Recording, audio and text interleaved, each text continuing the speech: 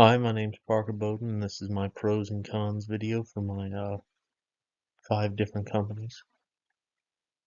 Number one, the first one I went over is the Smithsonian Institution. The pros are that it's meaningful work. There's a pretty strong life balance for life and work, and you have access to world-class institutions. The cons, which are pretty big in my opinion, are extremely low-level pay, especially for the DC metro area. A lot of slow promotions and bureaucracies, and it's pretty difficult to get a permanent role, as many people often start as contractors. Number two is Ancestry.com. From that video, uh, there's a flexible work-life balance, but maybe not a very strong one. Generally friendly culture, and a lot of the work is directed to history and genealogy. Plus, they have some pretty nice PTO and office benefits, depending on your location. The cons are lower salaries compared to a lot of the tech industry, and per their Green Glass Door, there's reports of micromanagement or inconsistent leadership. Number three was Palantir Technologies.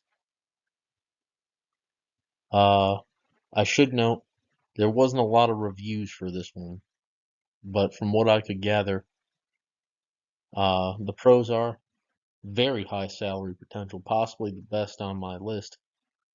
It works on important real-world problems like defense and geopolitics, and if you perform well, your career growth can skyrocket.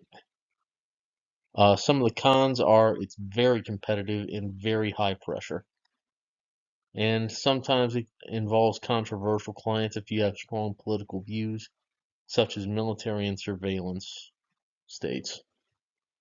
And the work-life balance is generally reported as not very good. Number four is the Rand Corporation. Now, the Rand Corporation has a strong reputation of government and academia, and that's a pretty big plus. And it's a great stepping stone to grad school or a government career, and it's more stable than the private sector. But their career growth is like snail's pace, and it often requires a graduate degree just to advance. And realistically, it's not super hands-on for the impact. I'm just advising, not really executing anything. Now, the pay is okay, but it could be better. Those are kind of the cons. And National Geographic being the last one. Highly creative work, huge brand name recognition, everyone knows who they are. Good work-life balance in certain roles, and there's an opportunity to work in storytelling, which for creative people, I don't need to say, is a huge bonus. Now, here are some of the cons. Early career, you get some pretty low pay, and there are limited advancement opportunities. And recently, there are reports of layoffs.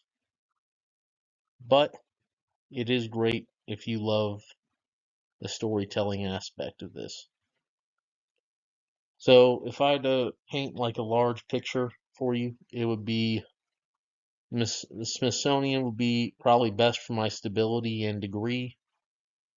Ancestry would be the most comfortable for a research-based job. Palantir would be the salary, and Rand would be the intellectual work plus the policy work. And National Geographic would be the media plus storytelling, since I'm more of a creative person. And that is my pros and cons video. Thank you for watching.